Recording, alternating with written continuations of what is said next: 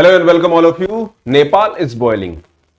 India का एक ऐसा neighbour which has a very good relation with India, but वहां पे प्रोटेस्टर्स ने पार्लियामेंट को स्टॉर्म किया and they were protesting against the recent ban on social media.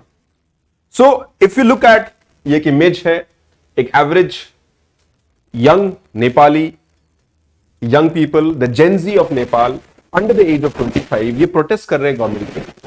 And broadly we have to concern. जो पहला कंसर्न है, that concern is that social media ban जो Friday को लगा था, you have to remove that ban. Now in Nepal YouTube is banned, WhatsApp is banned, Facebook is banned, Instagram is banned, Reddit is banned. So when everything is banned, LinkedIn is banned, तो फिर वो operate कैसे करेंगे? एक tourism based country where social media business के लिए, connectivity के लिए बहुत इंपॉर्टेंट है। But at the same time there are others like TikTok and other are working. So government banned the social media websites, social media operating companies, और government इनको कहा था भी आपको रजिस्टर करना होगा, locally have to register with the government and you have to have grievance redressal officer. But कहानी यहां तक खत्म नहीं होती है, कहानी आगे भी है। The reason why Gen Zs are protesting because in Nepal the power transition पिछले almost 2006 में जो वहां प्रोटेस्ट हुए थे, नई गवर्नमेंट आई थी, नया कॉन्स्टिट्यूशन बना था, इस सारे प्रोसेस में one thing is clear that in spite of the entire thing it has made that certain people are in power again and again। वो मिस्टर ओली हो या मिस्टर प्रचंदा हो, ये बार बार वापस आते हैं and there is very heavy corruption allegations। Interestingly Gen Z को यह भी दिखता है that in political parties के जो family members हैं, they are having lavish lifestyle, corruption के allegations हैं, and the 70+ leaders are still ruling a country जहां young population काफी ज्यादा है। नेपाल एक tourism based country है, it is dependent on the money that is coming from outside, यानी remittance economy dependent है। lot of Nepalis are settled in many part of the world, they are doing well, और वो नेपाल को sustain कर रहे हैं। नेपाल की economy is dependent on India, China, they have a tourism which a big area, एक landlocked country है, they have their own concern. Average job unemployment, more than 82% people informal sector में काम करते हैं। Job creation is a challenge. Average a person Nepal, they are having their own struggle and challenges, and on top of that a frustration from the government कि भी आप enough नहीं कर रहे हैं। They want change, they want leadership change, they want change in the way economy the government is functioning, and this is the challenge that we can say। तो larger frustration जो Gen Z का है, और ये grievance एक दिन में नहीं हुआ, this tension was simmering since years, and then ये social media acted like a trigger।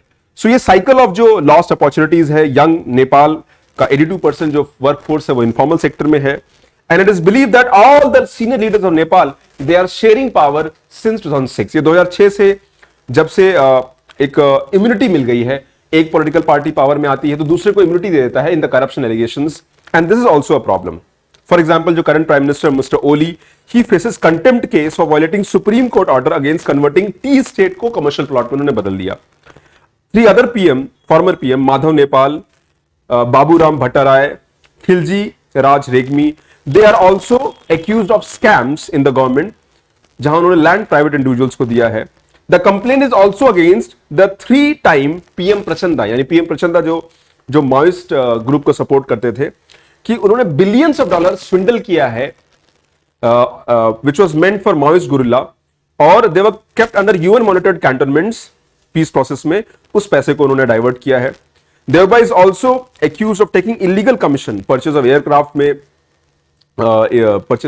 में उनको मिला है। The currently foreign affairs of Nepal is the wife of Mr. Deoba। तो ये सारे challenges हैं। एक average नेपाल के इंडिविजुअल को लगता है that this cannot go forever, this has to change and change has to come। Already as we speak the Home Minister of Nepal has resigned, but ये छोटा टेंशन नहीं है, बड़ा टेंशन है, because such tension shows the level of deceit and level of corruption that is there। Similarly we saw similar protest in Sri Lanka। Myanmar में already एक instability देखने को मिल रही है।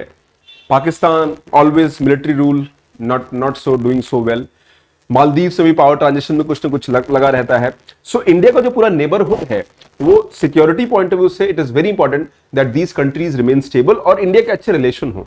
इंडिया की फॉरेन पॉलिसी में, नेबरहुड फर्स्ट पॉलिसी में it is very important that we try to open channels and dialogue and we want the countries to remain stable. But हर कंट्री का अपना एक सोच है, करने का तरीका है।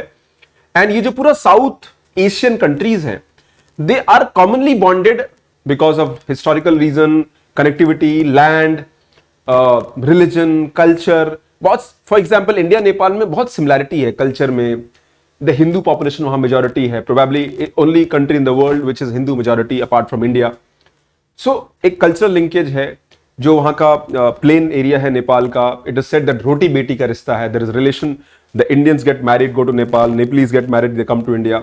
सो we have very strong relation with Nepal and it is very important कि नेपाल एज अ कंट्री में स्टेबिलिटी आए and that is something that we have to, so we are just keeping eye on that development and we'll have to see. But from a UPSC's point of view, आपको ये देखना है कि नेपाल का location क्या है, किस एरिया में प्रोटेस्ट हो रहे हैं।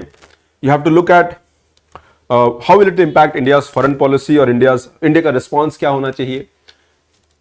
The response has to be measured. We'll see the development and we'll expect that उनका एक internal issue है, they should be able to resolve it themselves. But yes, it is very right that people across the world should realize that today we live in an era of social media, open world.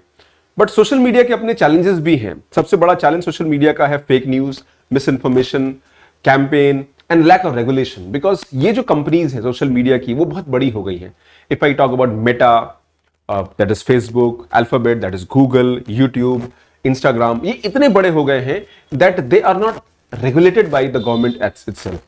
And they have become intrinsic part of every citizen of the world. यानी हर world का citizen का ये intrinsic part हो गए हैं। तो should they not be accountable? क्या वो अपने कॉन्डक्ट के लिए अकाउंटेबल नहीं होंगे? क्या सोशल मीडिया एक यूजर जनरेटेड कंटेंट को फ्रीली प्रमोट करेगा? Do we not have a mechanism where we can just have a view on them, control them if that whatever content अगर वो सही नहीं है? बिकॉज सोशल मीडिया के challenge rumour mongering में है, फेक न्यूज में है, मिस इन्फॉर्मेशन में है। And that is something, again it is a very delicate thing, but we have to find a balanced way out because this cannot go on forever. किसी भी country के sovereign location में social media को self regulation तो करना चाहिए, but they also should be accountable. But again, what happened in Nepal, that was mainly because of the bad governance, not because social media तो एक trigger point था, because suddenly in a country which is driven by informal sector, businesses नहीं है, tourism आपका social media पे काफी कुछ operate करता है, तो it is very important to understand. So that is all for today. Thank you very much for watching the video. इसको देखिए, समझिए and will try to cover this story and understand how the developments happen. Okay, take care, God bless you, bye.